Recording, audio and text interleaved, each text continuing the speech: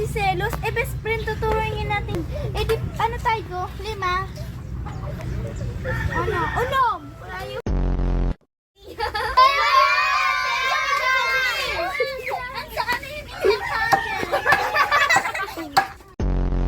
Ano ang kaya napili ko ba?